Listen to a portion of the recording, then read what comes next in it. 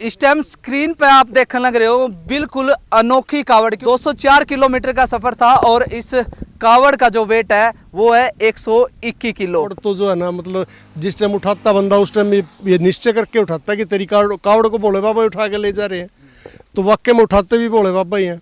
अकेले लेकर आए हो? हाँ जी, बाकी भोले बाबा के आशीर्वाद से चले अकेला आया हूँ मैं कावड़ लेके। मनीष भाई ने बल्कि गांव का बड़ा नाम रोशन कराया है। हम तो परमपिता परमात्मा से भोलेनाथ से प्रार्थना करेंगे कि भाई की मनोकामना पूरी करे। तो इस कावड़ के अंदर आप देखने लग रहे हो ये है भाई दूध की पीपी जी। एक बार में कितनी दूरी तय करे? 100 से 120 मीटर की दूरी तय होती है। बाकी इसने तो भाई ने ऐसा काम कर दिया कि और किसी भाई ने कावड़ ले आने की जरूरत भी नहीं है, क्योंकि इतना जल हमारा भोले बाबा ने अकेले मनीष भाई के कंधे के उस पर भिजवा दिया। अच्छा, इस टाइम स्क्रीन पे आप देखने लग रहे हो बिल्कुल अनोखी कावड़, क्योंकि हरिद्वार के अंदर हमने आप तक बहुत सारी ऐसी कावड़ दिखाई जो अपने आप में ही कहें तो वायरल कंटेंट है, सोशल मीडिया पर है। एक बार कहूँगा भाई ने एक बार चुगरदा को घुमा कर दिखा दे भाई कैमरा। ये है बिल्कुल अनोखी कावड़।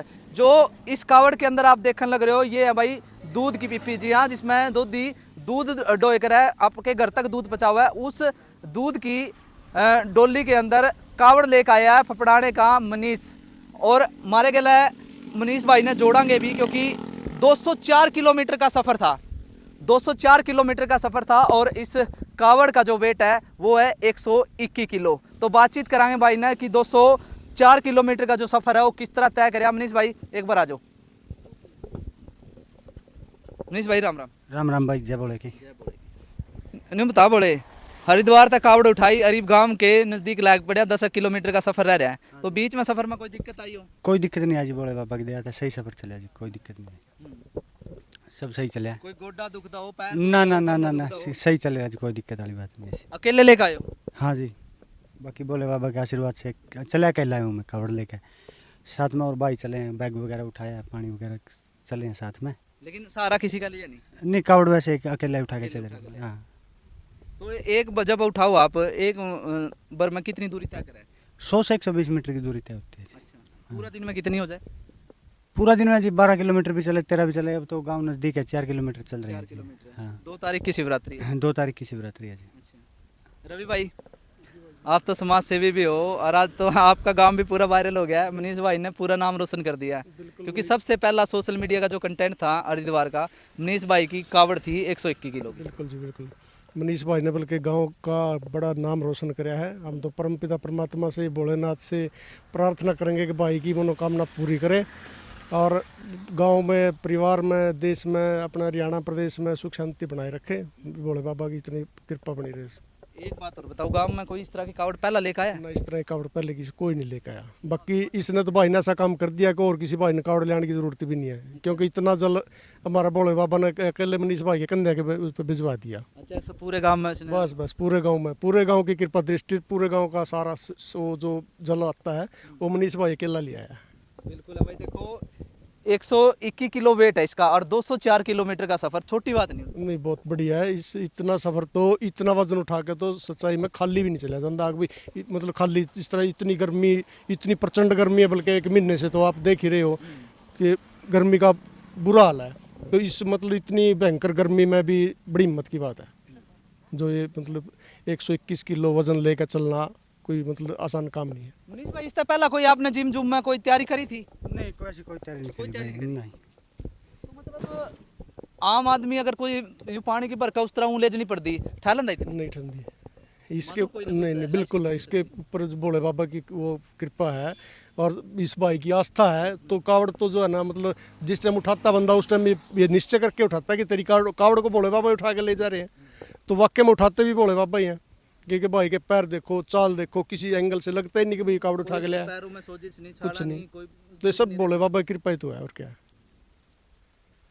कई बार तो कावड़ ले आंदे नहीं, ऐसा बुरा हाल हो जाए मतलब पैरों में छाले, चले भी नहीं जाता। बिल्कुल बिल्कुल। और इतनी भारी कावड़ भी नहीं होती वो। सोजिश आती है पैरों में, चलना बड़ा दुब्बर हो जाए है। बहुत से देखे हैं मतलब कावड़ लेके आते हैं, पैर सूज जाते हैं उनके। इसका तो भाई का मतलब भोले बाबा की बढ़िया कृपा, अच्छे वाली कृपा है कि मतलब कोई शरीर से कोई थकावट या इस तरह को ऐसा महसूस भी नहीं हो रहा भाई को देख के। बिल्कुल है। देखो ये देखो, मौसम भी भोले बाबा भी साथ दिन ला रहे, गर्मी इतनी हो रही थी, पता लग गया भाई, हाँ भाई सफर थोड़ा रह रहा है, ठंडा कर दिया मौसम। बिल्कुल बिल्कुल भोले बाबा ने देखना है कि भाई भगत कदे गर्मी में तंग नहीं हो जाए, क्योंकि सब पे कृपा दृष्टि तो उन्हीं की है।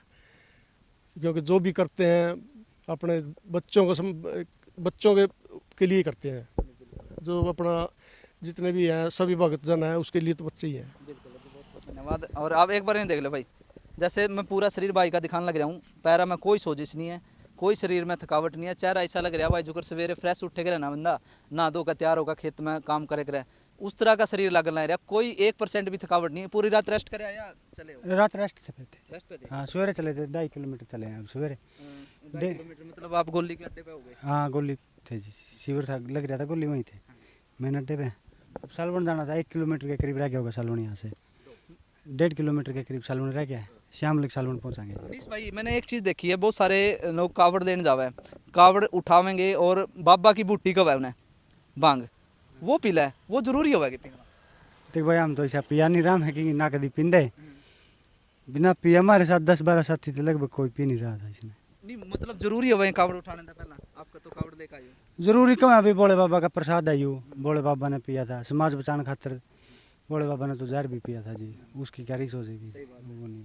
बिल्कुल है भाई, देखो भोले बाबा ने तो भाई जहर भी पिया था, तो जहर पी का दिखावर जिंदा रह जाए फिर है बड़ी बात। तो मतलब एक भांग का नशा करके उड़दंगबाजी भी कई जगह देखने मिली है।